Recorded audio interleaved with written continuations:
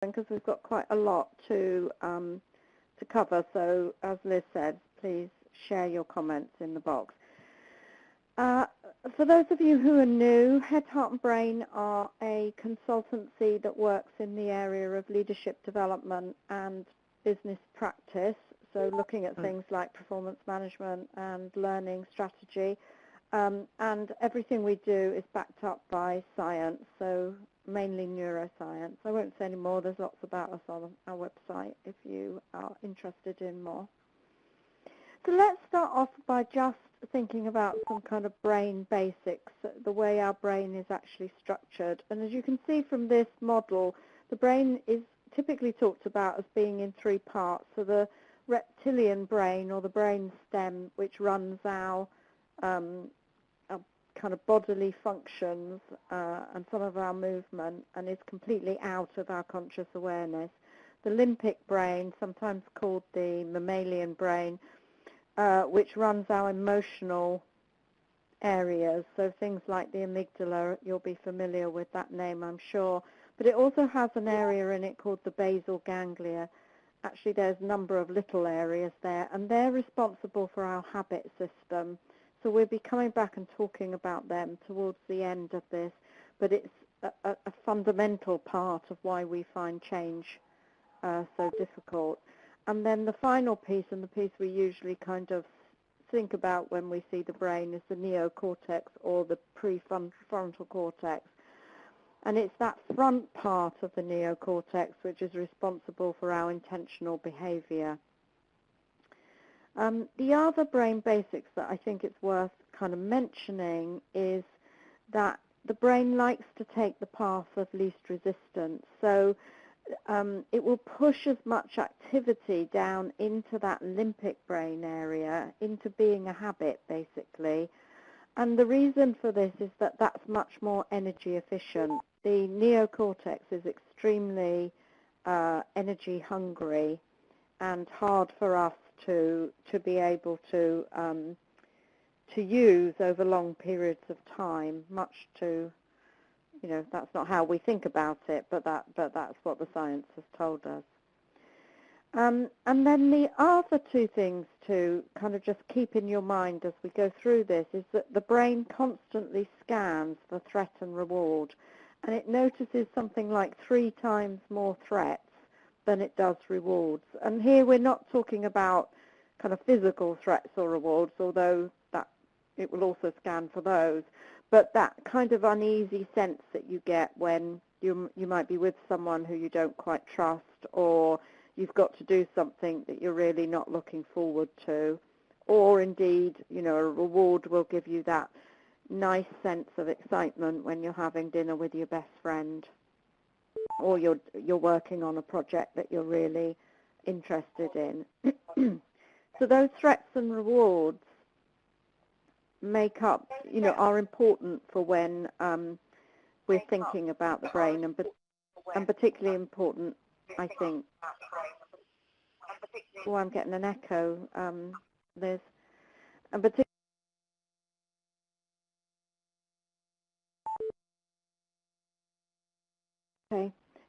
particularly important in a change scenario. And then the final thing is we're rewarded by social connection. So when we're with other people who we like and there's a connection between us, we feel a sense of reward. So let's do a short poll here. So which of these conditions exist in your organisation? And Liz, can we pull this over? So what's your leadership style like? Does it tend to tell people and expect them to change? Are people fearful of the impact of imposed changes and resist them? Are people too stressed to focus on working differently? There's so much change that people don't know which piece of it to focus on. People have a fixed mindset, so they like doing what they've always done, all of the above. So how are we doing here? So all of the above, oh gosh, got quite a few of those. So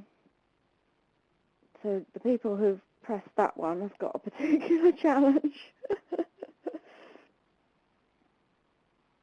Okay, so that seems to be the favourite, followed closely by people have too much, there's so much change going on. Is that right?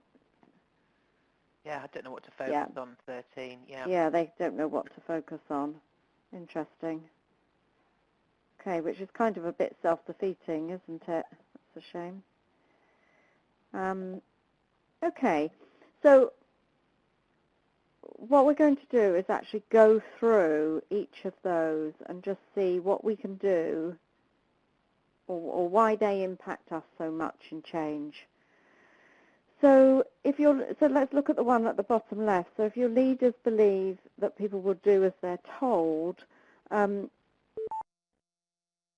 we know that this doesn't work in two ways. Partly because people like to have to understand why they're doing something. They don't like to just be told to do it, and partly because this whole issue with habits. The other thing with telling someone what to do is we know our brain is set up to constantly look for what is expecting to happen, and when the brain is asked to do something different, it actually registers as an error message in the brain. And when it gets an error message, the amygdala activates the fight, flight, freeze response.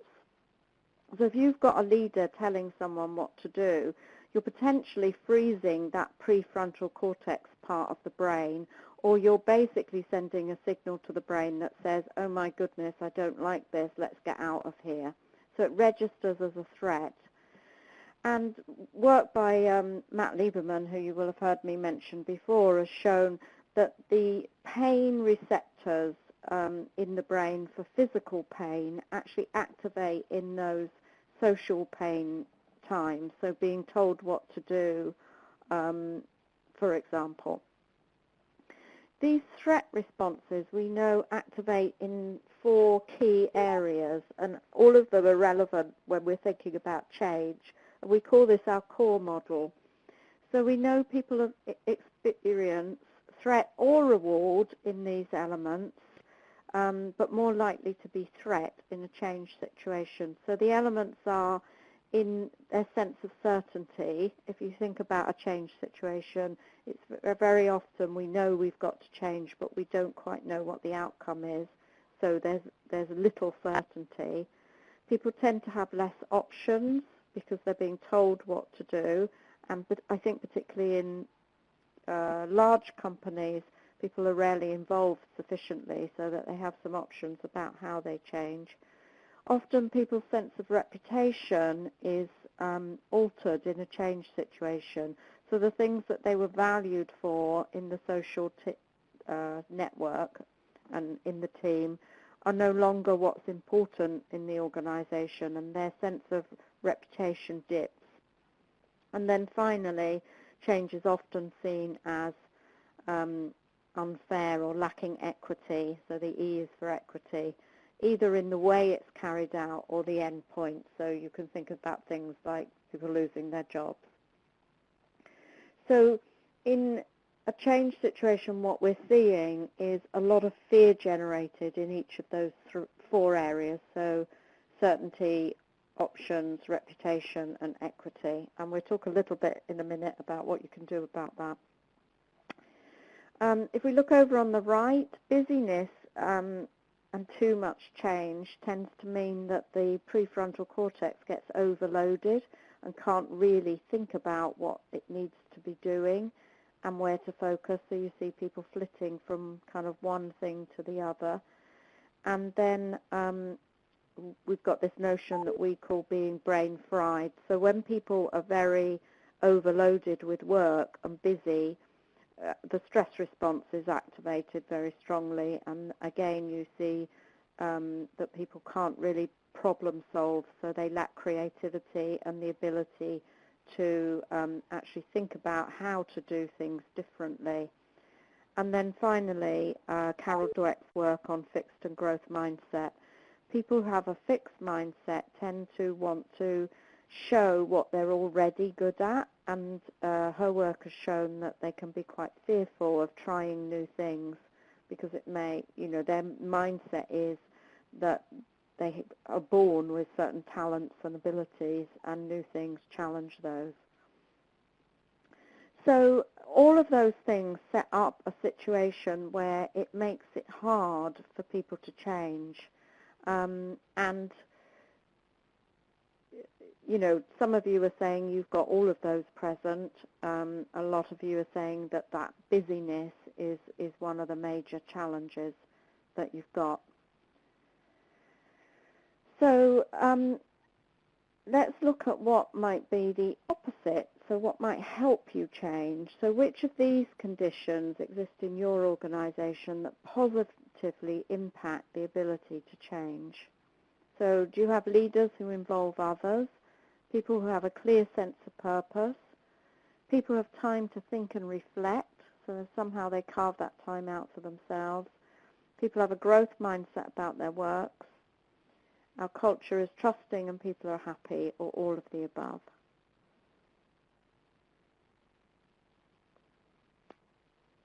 So a sense of purpose is the highest. That's really interesting.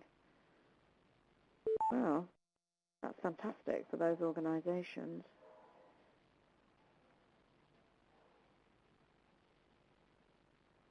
And I've just seen Jasmine's comment, currently reading Busy by Tony Crabb. I haven't heard of that. I'll have to go and look that up. Thank you, Jasmine.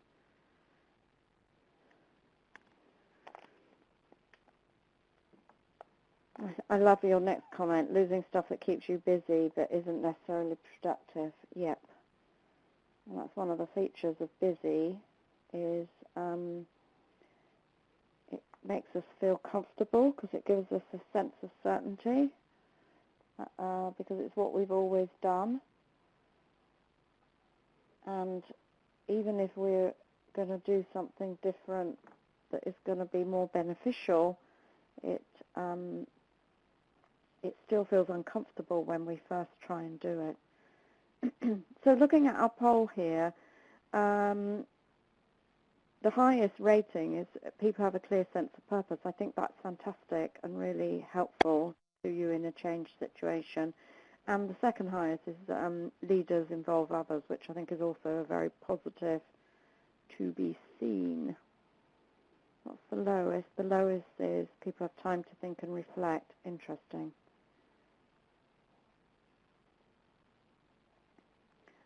So in this chat, we've got a few people suggesting a number of resources that's useful. So Eat That Frog. Sounds disgusting, Jenny. It's also useful for that sort of thing. So that's really helpful. Maybe we'll pull those resources out and pop them on the email that we send out, Liz. I'll try and remember those. Okay, so these are the things that help people change. So a clear sense of purpose, which was your highest rated on the poll. But understanding why helps people to have a picture of the future, so that improves certainty, but it also focuses our energy and our activities. And when we pursue that sense of purpose, we get a shot of dopamine, so it makes us feel good.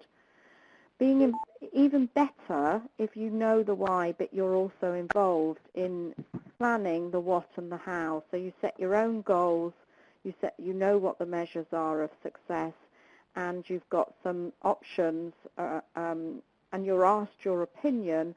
All activate on that core model, a sense of reward in certainty, options, and social reputation.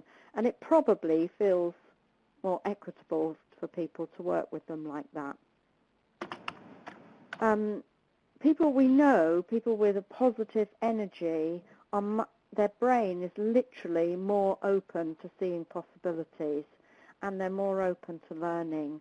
So if you've got a sense of positivity in the organization, people are unlikely to find change quite so threatening. And then there's also some fantastic research that came a couple of years ago that came out of, two pieces of research, one out of Carnegie Mellon and the other out of one of the French universities, that says if you actually take time to reflect, the first one says you're much more likely to make better decisions, and the second says that you're much more productive, something like 22% more productive if you just spend 5 minutes at the end of the day reflecting on your day and what you've learned and what you need to do the next day, which isn't very much time for 23% more productivity. We also know that a brain that has some time where it's quiet is more likely to solve problems by insight. So that time where you take a break, go for a walk, go to the gym, all of those things make it much more likely that the issues and problems that you've been dealing with, solutions will come to you in that kind of aha type moment.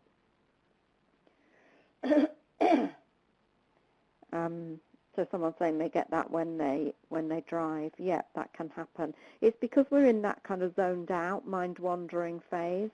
And whilst in organisations that's kind of considered to be downtime, the reality is that our brain is more active in that mode than it is when we're focused on a problem, for example, or a task. So it's almost kind of free time for organisations if you let people have some downtime, let them have some breaks and things. They're much more likely to be creative and to solve your change problems. So those are the conditions that help people to change, and obviously they're kind of opposite to the other ones we've been talking about, but I think certainly from my experience of working with organisations on change, we spend a lot of time trying to mitigate the negatives, but we don't spend as much time really trying to make sure that we've got people in this positive state. And then the final thing that helps people is understanding how to create new behaviours. So that's new habits, and that's what we're going to go on to talk about. So Annabelle's saying she walks every day. It takes an hour, but you really feel the benefits. Absolutely. You're kind of doing two things at once there, Annabelle. So you're getting some exercise, but you're also giving your brain that mind-wandering time. So Jenny's saying, in some situations, it isn't always possible to involve people in the what, even if you can in the how.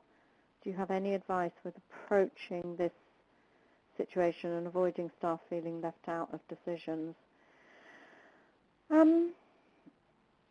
I think one of the things we know about the brain is little things go a long way. So you may not be able to involve people in the kind of creating the strategy, if you like, but being able to let them have some input into the options around that strategy can be, for example, one way of getting over that what issue. I think it's actually more important for people to be involved in the why and to really personally buy into the why.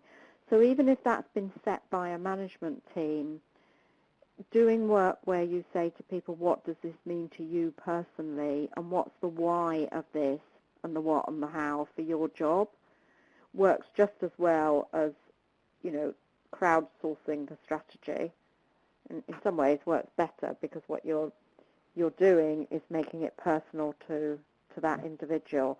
And I think what we see in organisations are the why and the what is set, by the leadership team, but that translation into what does this mean for me never fully happens.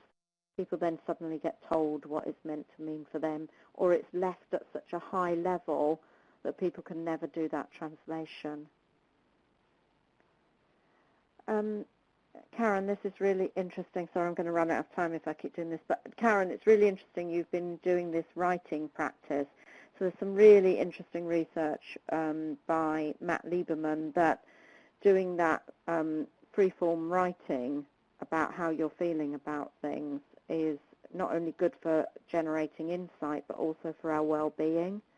So yeah, that does come out of kind of artistic practice and creative practice, but there's also science behind why it works.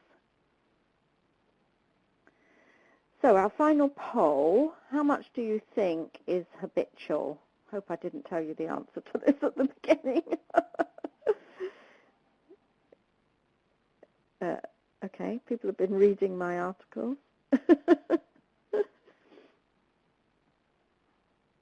So yeah, Kevin Oshner says something around 70 to 90% of what we do is habitual behavior. So, and if you think about that 70 to 90% of your job, we get into the habit of doing things. Now, habits are really good things. If we had to use our brain power to open the door every time, we'd be exhausted by about 10 minutes out of bed. So habits are very, they allow us to function. The issue is when they've stopped being relevant. Can we disappear that, please, Liz? Thank you. Yeah, so the percentage of behavior that is habit is around, well, over 70%, Lieberman says, but I think most people talk about 70%. And this is why we find it so difficult to change habits. So we basically have two systems in our brain, two ways of operating. And if anyone who's read Thinking Fast and Slow, this is what is talked about in that book. So one is often called the reflective system. This is run by the prefrontal cortex, so that executive part of the brain. And it's the bit that in business I think we kind of assume is in charge. The reality is whilst it's important, it has relatively little say in things like decision making and our behavior.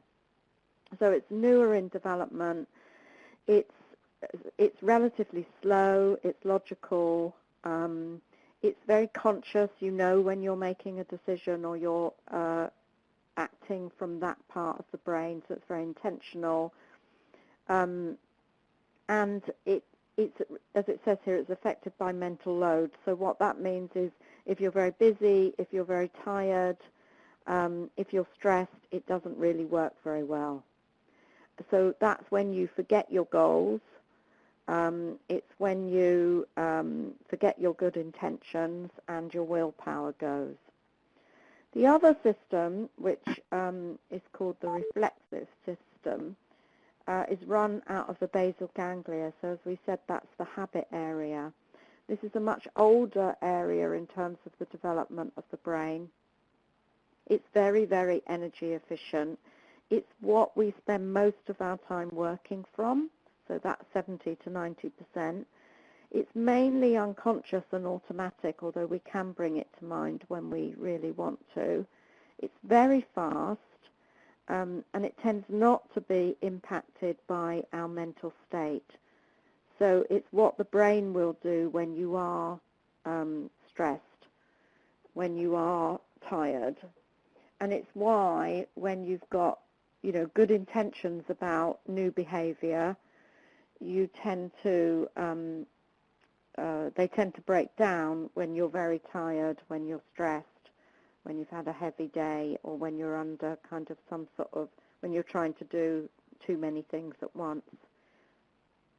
So this is why it's important to give people sort of some downtime.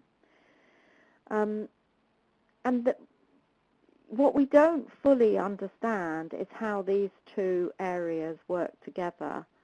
What we do know is that the habit system will always trump the goal-setting system. So, if there's a choice in the brain between which system it uses, it will go with the habit system unless you consciously make the effort to do something different.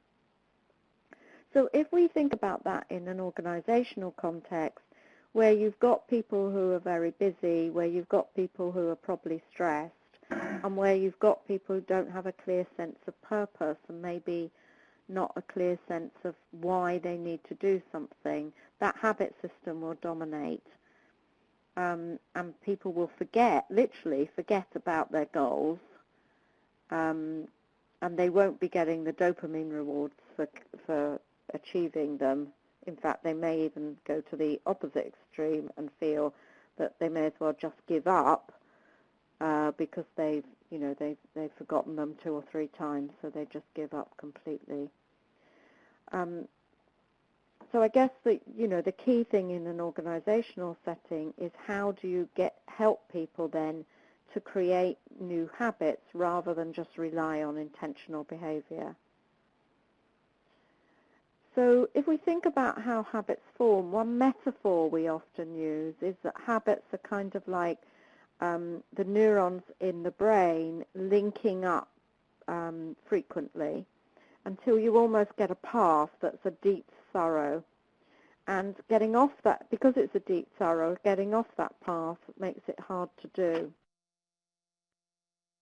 That's a metaphor. It's not literally how the brain works, although there is some science that says neurons that fire together wire together, so the more we do something, the more likely we are to do something.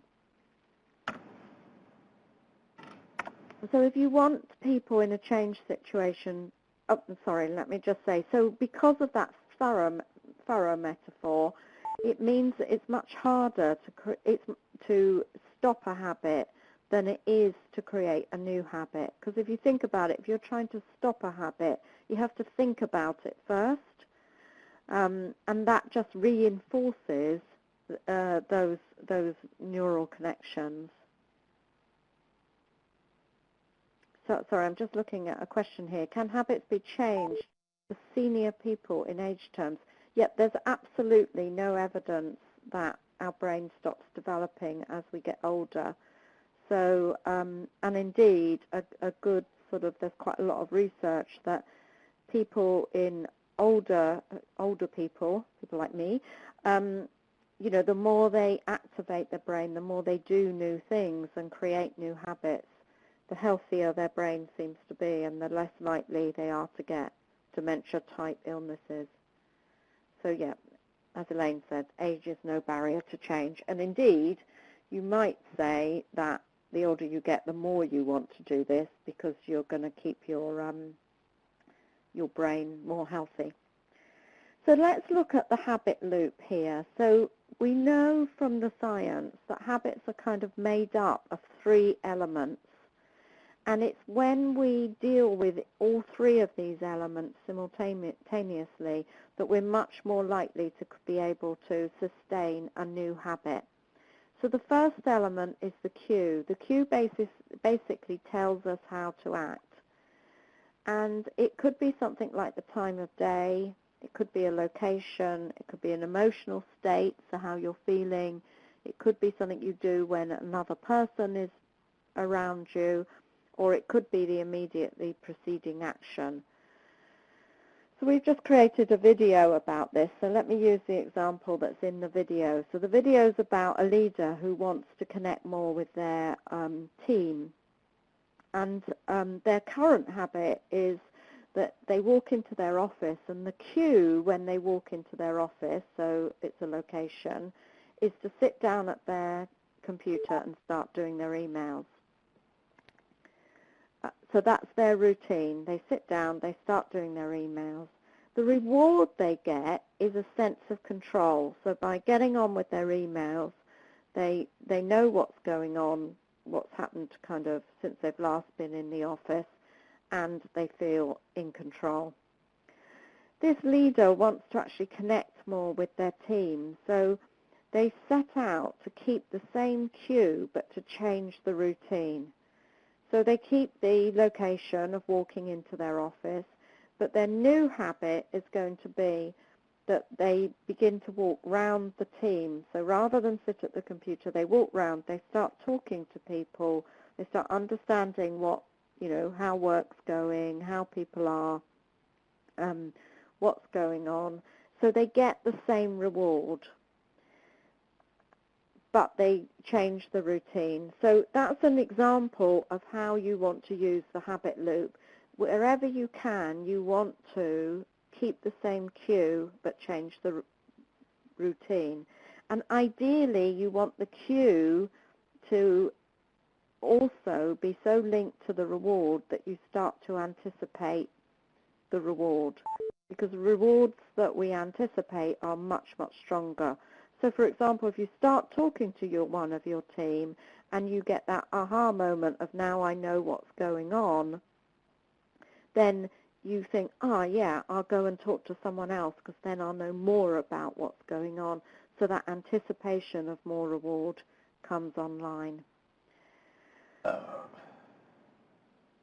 One of the ways to use this is to help organizations understand, how do we set a situation up where people are cued to do the new routine and to get a sense of reward. So whilst the reward is often individual, my reward might not be the same as your reward, getting people to think about what will make them feel good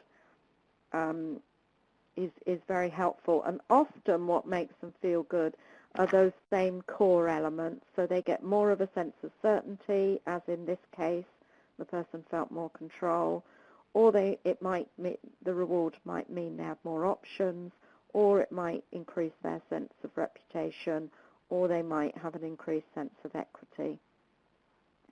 So some people can find it quite hard to identify their reward, but using that core model to kind of check through the different things it might be is one way of helping people focus on that.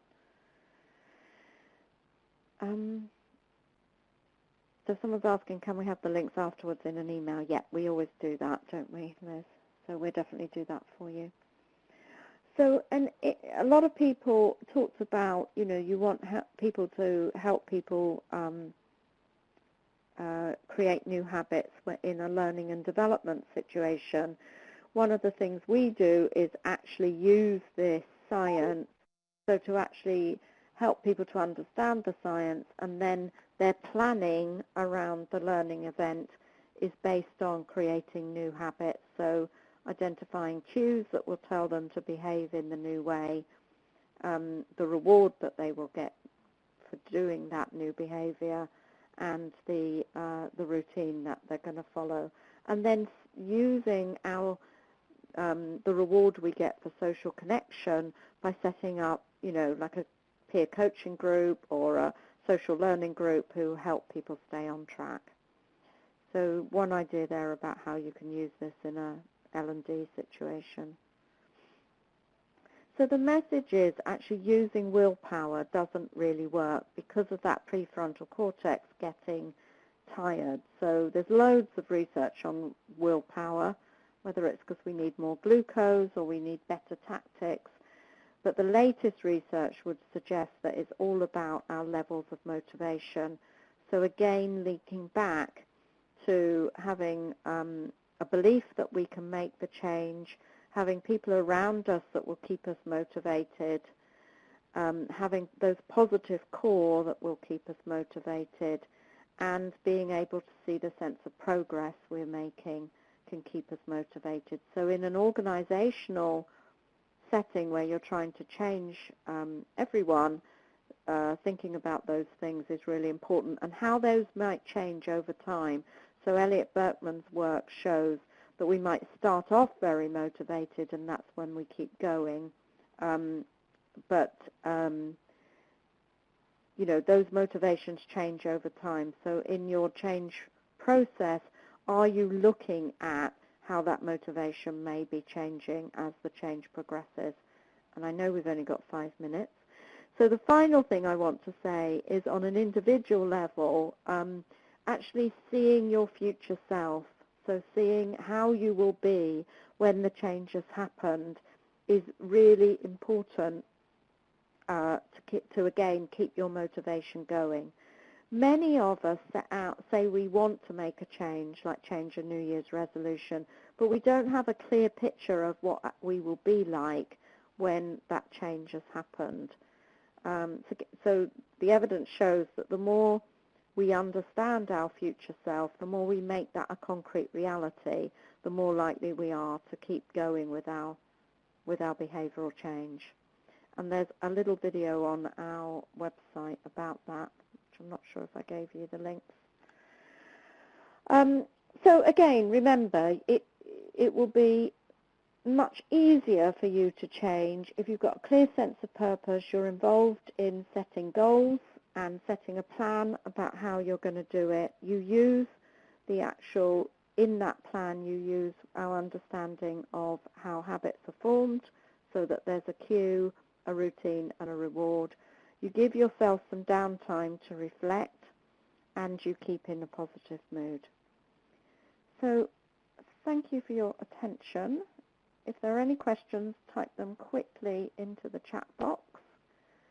Thank you for your inputs. I think we've had some really interesting things that have come up as we've gone through the webinar. Fantastic, Jan. Absolutely brilliant. I've got some loads of good tips there Thank you. to help with all the change that's going on. I don't know about everybody else. It's some really good stuff there. Great. Can I just give a plug to our book? Our book was published on the 31st of January. For those of you who may have been on the last webinar when I promised the first 10 people to email me would get a free book, your book is on the way. We had some problems with the printing of the cover and had to have it redone, but I posted those books yesterday.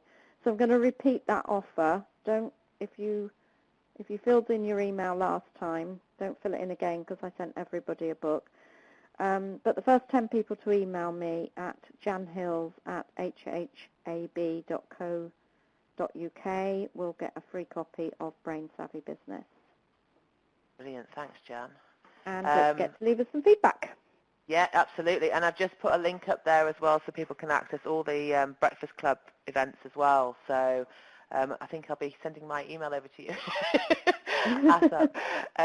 Thanks for all the comments coming through. Absolutely brilliant. Thank you, everybody. Some really, really good, useful resources as well. Eat That Frog, Busy by Tony Crabb, Simon Sinek, The Artist's Way. I'll put all those links as well as the other links that we've been mentioning throughout the event on an email over to everybody with the recording of this particular webinar. So thank you. Very good, Jan. If anybody's got any more questions to come through. Thanks again, Jan. Have you worked in the manufacturing sector and human factors? I'm not quite sure what human factors are, but we've definitely worked in the manufacturing sector. Brilliant. Maybe there's an opportunity to have a chat with Karen there. Well, wishing you all a habit-changing day. Thank you, Claire. Claire has an amazing sense of humour. Oh, you can have me giggling all day now on that one. That's brilliant. So everyone, good luck with your change and hope to see you next time on the feedback debate. Feedback debate. There you go. There's have a great day, everybody. Thank you, Jam. Thank you, everybody. We'll end the webinar in just a second. Thanks, Liz.